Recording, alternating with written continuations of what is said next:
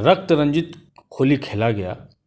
इन बातों की चर्चा न तो पेपर में होने दिया गया, नहीं तो मीडिया में होने दिया। और नीतीश कुमार जी इतने बेशर्म हो गए हैं कि इतनी बड़ी जघन्य हत्या के बाद एक शब्द जुबान नहीं खोलते कि पुलिस प्रशासन फेल है, पुलिस और शराब माफिया का मेल के वजह से यह घटना हुआ है। हमको तो लगता है लॉ एंड ऑर्डर मंत्रालय नीतीश कुमार जी के अंडर में है, तो उनको नैतिकता के आधार पर इस्तीफा देना चाहिए।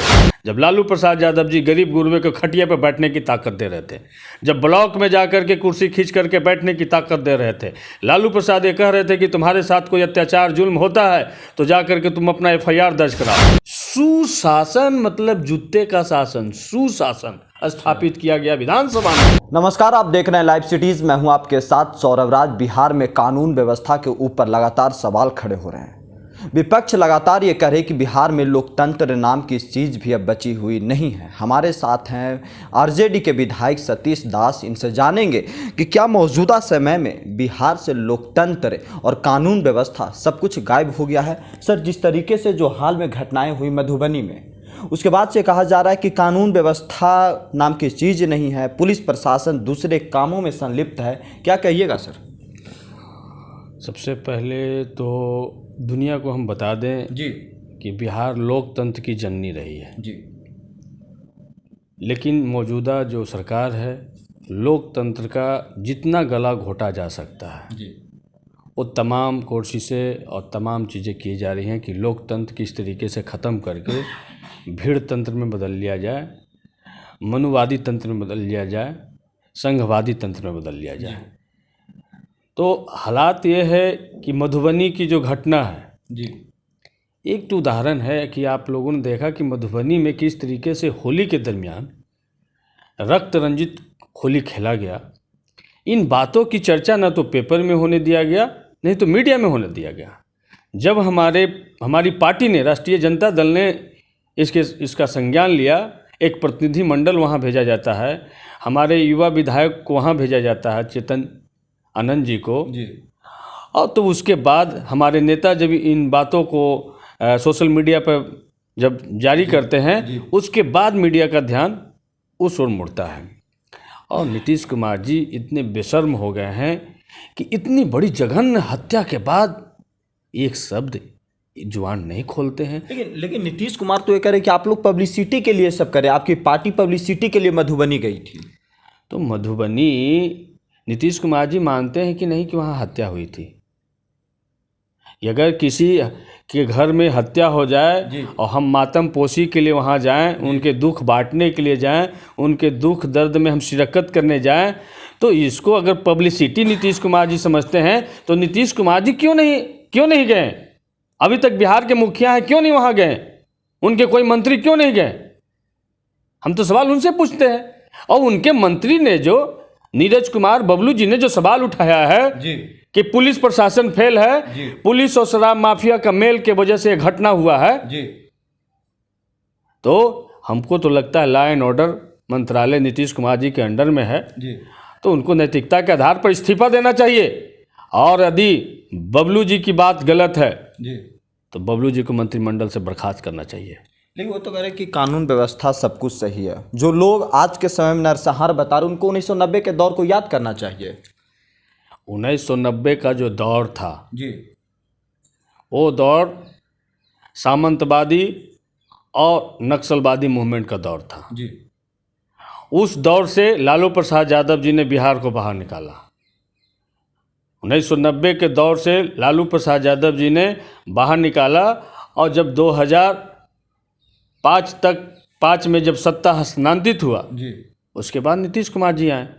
तो जब उस दौर से लालू प्रसाद यादव जी बिहार को बाहर निकाल चुके थे, तो उस दौर की बात वो करते हैं। हमें तो उन लोगों के ज्ञान पे हंसी आती है कि ये जो नरसंहार उस दौर में भी था, तो कौन लोग नरसंहार के पीछे थे? बातेपुर, मियाँपुर, ये तमाम जगह जो नरसंहार गरीबों का हो रहा था, तो किन लोग कर रहे थे नरसंहार? जब लालू प्रसाद यादव जी गरीब गुरबे को खटिया पर बैठने की ताकत दे रहे थे, जब ब्लॉक में जा कर के कुर्सी खींच करके बैठने की ताकत दे रहे थे, लालू प्रसाद ये कह रहे थे कि तुम्हारे साथ कोई अत्याचार जुल्म होता है तो जा कर के तुम अपना FIR दर्ज कराओ। जब लालू प्रसाद सुअर चराने वालों, भेड़ चराने वालों, घोंघा चुनने वालों, ढोलक बजाने वालों, ताड़ पर चढ़ने वालों, सब्जी उगाने वालों को जब पढ़ने लिखने की ताकत दे रहे थे, तो ये सामंतवादियों को जब बर्दाश्त नहीं हो रहा था तो उनका नरसंहार कर रहे थे। उस दौर से बिहार को लालू प्रसाद यादव जी ने निकालने का काम किया। लेकिन नीतीश कुमार जी, ये ढोंगापन जो उनका है कि सुशासन के नाम पर कि हम सुशासन, न्याय के साथ विकास, ये 5 लोग की नृशंस हत्या की जाती है, पहले गला काटा जाता है, पेट फाड़ा जाता है, उनके बच्चे रो रो के बयान कर रहे हैं, उनका दिल नहीं पसीजता है। इस न्यूज़ को कैसे दबाया जाए, इसमें वो लगे रहते हैं। इस घटना को कैसे दुनिया के सामने नहीं आया जाए, इस पे लगे रहते हैं। और उन्हीं के लाइफ पार्टनर जो भाजपा के जो मंत्री विनोद नारायण झा जी, पूर्व मंत्री, उनका नाम आ रहा है, तो क्यों नहीं उनको गिरफ्तार किया जा रहा है। लेकिन तेजस्वी यादव जी इस मोड में एक्टिव नजर आ रहे हैं सर। ये कह रहे हैं कि उस सत्ता न मिलने का मतलब उनके अंदर छटपटाहट है। विधानसभा में वही देखने को मिला, छटपटा रहे हैं आप लोग RJD वाले। देखिए, सत्ता किस तरीके से, सत्ता से हम लोग को वंचित किया गया जी, आप तमाम लोग जानते हैं कि 3 बजे तक, जिस तरीके से 3 बजे तक 10 नवंबर को हम लोग 3 बजे तक चुनाव जीत चुके थे जी। हमारी संख्या बहुमत से ज़्यादा थी, 135-137 सीट के आसपास हम जीत रहे थे। लेकिन किस तरीके से जो पूरे चुनाव में, कैंपेन में जो दिख नहीं रहे थे, जो देश में सरकार बनाने वाले विश्वकर्मा के नाम से जाने जाते हैं, जो गुजरात से ताड़ीपार संजोग से गृह मंत्री बने हैं अमित शाह जी, प्रकट होते हैं। और एक एक DM के मोबाइल पे जहाँ पे कम मार्जिन से जीत हार हो रहा था, उन तमाम सीटों को छीना गया और चोर दरवाजे से सरकार बनाई गई।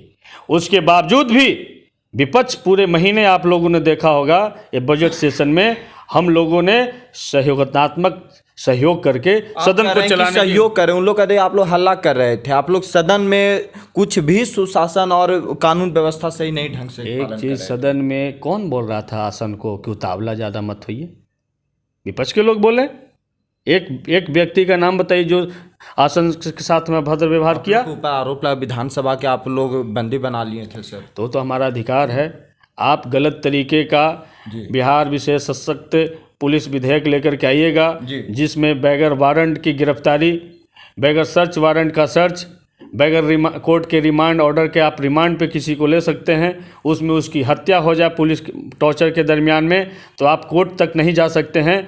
तो ऐसा जो हिटलर शाही, ऐसा जो तालिबानी कानून, ऐसा जो काला कानून था, हम लोग इसका विरोध करते हैं। हम लोग आसन से मांग कर रहे थे कि इस बिल को प्रवर्तन कमेटी को भेजा जाए, स्टैंडिंग कमेटी को भेजा जाए, या जनता से रायशुमारी इस पर किया जाए। तो हमारा अधिकार है। हम स्पीकर के चैम्बर के सामने हम लोग धरना पर बैठे थे। क्या धरना, लोकतंत्र में धरना हमारा अधिकार नहीं है? और विधानसभा में पहले भी 3-3 दिन तक के हमारे कर्पूरी ठाकुर जी 3-3 दिन तक के धरना पर बैठे रहे हैं। अजीत सरकार जी जो लेफ्ट के लीडर थे, वो आसन के पैरेलल में बैठ करके आसन चलाने का काम किए हैं। तो ये तमाम चीज़ें हुआ है और नीतीश कुमार जी उसके पार्ट रहे हैं। उदय नारायण चौधरी जी भी जब स्पीकर थे तो रात भर उनके आसन को घेर करके, उनके चैम्बर को घेर करके लोगों ने रहा।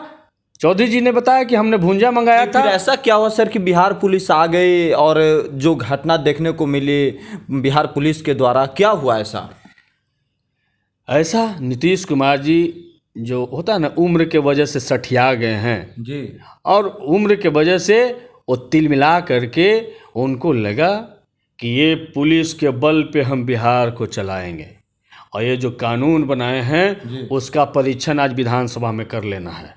तो पहला ट्रायल था पुलिस क्या कर सकती है इस कानून को बनने के बाद, और इसका पहला ट्रायल बिहार विधानसभा में हुआ। माननीयों के ऊपर लाठी चली। हाँ, लाठी नहीं चली, सुशासन, मतलब जूते का शासन, सुशासन स्थापित किया गया विधानसभा में जी, जूता वाला सु। और वो पहला मुझे खींच करके मॉब लिंचिंग किया गया अपने प्राइवेट गुंडों के द्वारा। सदन के अंदर पर्दा गिरा करके मेरी मॉब लिंचिंग की जाती है, मेरा सर फाड़ा जाता है, मेरी छाती की हड्डी तोड़ी जाती है, और उसके बाद मुझे उठा करके बाहर में फेंक दिया जाता है, जिसको दुनिया देखती है। और अभी हम इलाज के लिए एम्स ट्रॉमा सेंटर में आए हैं। जी मेरे हेड इंजरी का रिपोर्ट का अध्ययन हो रहा है। तो इस तरीके से आप माननीय के साथ में जी अमानवीय व्यवहार कीजिएगा तो नीतीश कुमार जी के नाम के आगे भी माननीय लगा हुआ है। हमारे सदन में जितने भी स्पीकर महोदय हैं उनके भी नाम के आगे माननीय लगा हुआ है। जी तो ये जूता सिर्फ विपक्ष के माननीयों पर नहीं पड़ा, सभी माननीयों पर पड़ा है। और सभी माननीय तब माननीय हैं जब उनको वोट दे करके जनता अपना प्रतिनिधि मान लेती है।